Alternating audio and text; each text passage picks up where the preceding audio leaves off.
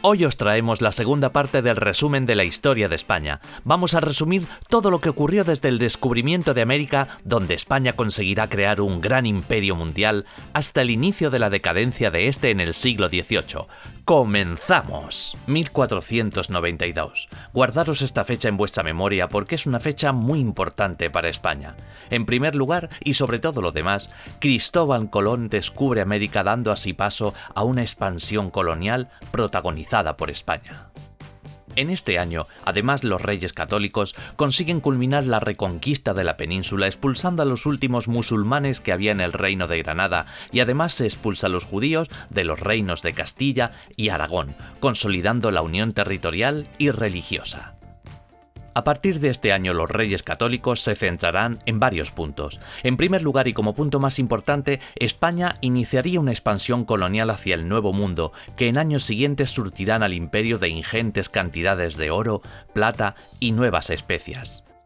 También se consiguieron varios puntos de África como Melilla, Orán, Argel y Túnez. Además, en la península, en 1512, terminarían de unificar la península anexionándose el reino de Navarra, aunque este hecho se inició con Isabel ya muerta. El reino de Aragón también consiguió tierras en Italia, en la zona de Cerdeña, Nápoles y Sicilia. Los reyes católicos fueron los artífices de la consolidación de España en Europa a través de enlaces matrimoniales con distintas cortes europeas, con el objetivo de cercar a la potencia rival de la época, Francia. De esta forma, Manuel I, rey de Portugal, primero se casa con la hija mayor de los reyes católicos, Isabel, y a la muerte de esta se casa con su hermana María de Aragón. Es decir, que el rey de Portugal estuvo casado con dos hijas de los reyes católicos. Su único hijo, Juan de Aragón, se casó con la princesa Margarita de Austria. Era el heredero de la corona de Aragón y Castilla, pero murió antes de que fuera coronado. La hija más importante de los reyes católicos fue Juana. Juana, que más tarde fue conocida como Juana la Loca, se casó con Felipe el Hermoso, hijo del emperador Maximiliano de Alemania y rey a su vez de Flandes. Y su última hija fue Catalina, que se casó con el príncipe Arturo de Inglaterra. Desgraciadamente Arturo falleció a los 6 meses. Catalina se quedó en Inglaterra y finalmente se casó con el hermano de este, Enrique VIII, rey de Inglaterra. Hay una serie muy buena que cuenta su vida y os aconsejo verla porque es una pasada. El caso es que Fernando II de Aragón e Isabel I de Castilla gobernaron el reino hasta 1504, año en que Isabel I murió.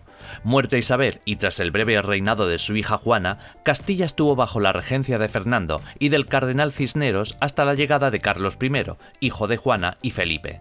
De esta forma, Carlos I reunió en su persona las posesiones de la corona de Austria y las de los reinos hispánicos, los territorios de Italia y las Indias. Carlos I posiblemente sea uno de los reyes más importantes de la historia de España y pone sus ojos en dos lugares, por un lado Europa y por otro América. Empezamos por América.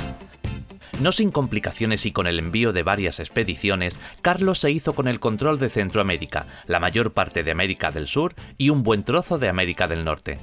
Hernán Cortés conquistó el imperio azteca y maya, Francisco Pizarro con el inca y diversos conquistadores se hicieron con el control del resto de territorios. Por otro lado, en Italia, Francia amenazaba las posesiones imperiales y eran frecuentes los saqueos franceses. A Carlos no le quedó otra que organizar sus ejércitos creando una nueva unidad militar, los tercios. Los tercios españoles fueron las mejores unidades militares del mundo durante más de 150 años. Batallas como las de Pavía o Bicoca dieron buena cuenta de la superioridad española. Sin embargo, Carlos tenía bastantes más problemas. Las tropas españolas eran la única barrera entre el gran imperio otomano y Europa. Además, los piratas argelinos hacían de las suyas en el Mediterráneo. Carlos los mantendría a raya, pero hizo que tuviera que destinar numerosas tropas en el Mediterráneo. Además, Carlos tuvo que hacer frente a una nueva corriente del cristianismo nacido en lo que hoy es Alemania, los protestantes. Diversos territorios protestantes crearon una coalición llamada la Liga Esmalcalda. Sin embargo, los tercios dieron buena cuenta de su destreza, destacando entre otras en la batalla de Múlver. En esta época del Imperio Español, en la que el oro y la plata llegaban a Sevilla a raudales, se completaron otras gestas como la primera vuelta al mundo de Magallanes y Elcano en 1519. También desde el siglo XV hasta la segunda mitad del siglo XVII surge un movimiento cultural en España conocido como el Siglo de Oro, aunque realmente fueron dos. En él surgieron autores de la talla de Lope de Vega, Cervantes, Quevedo o Calderón de la Barca y un sinfín de artistas más, cuyas obras han llegado hasta nuestros días.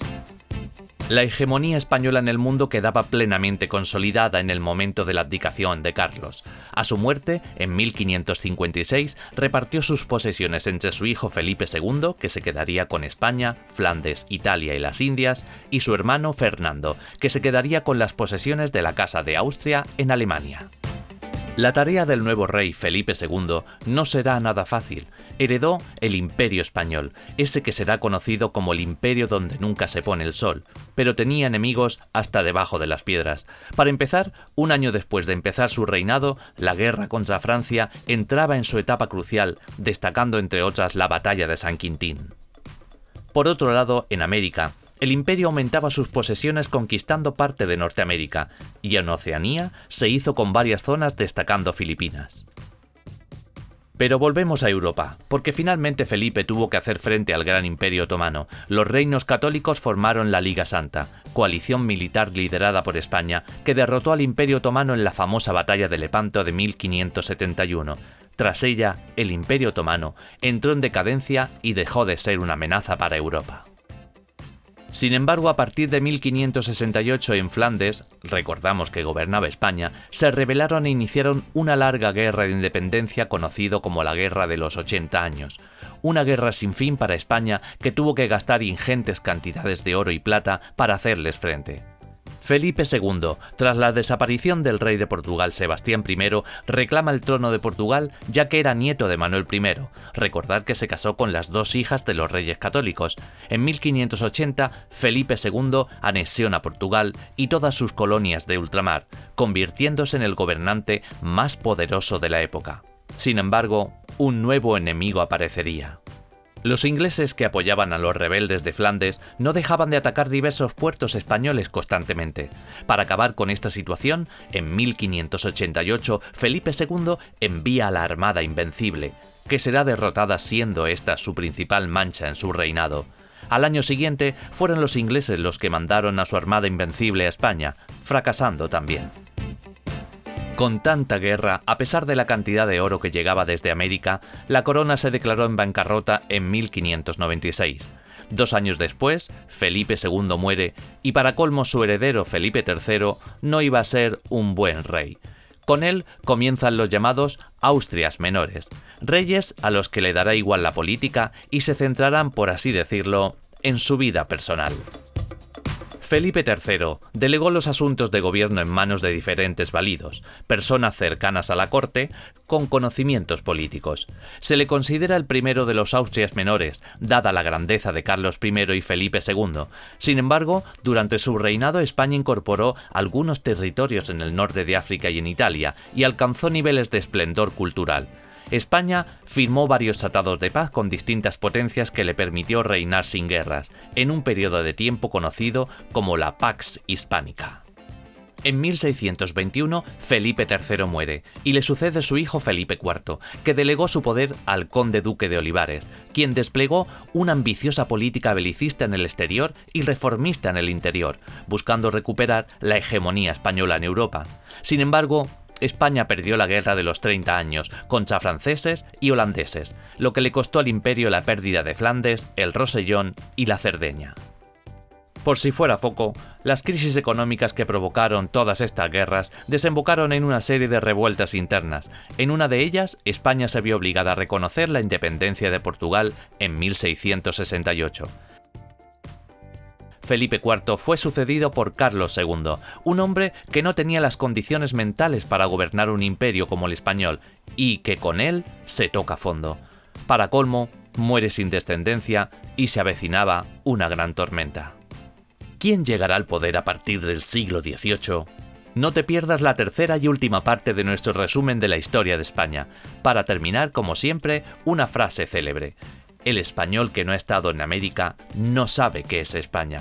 Federico García Lorca. ¡Hasta pronto!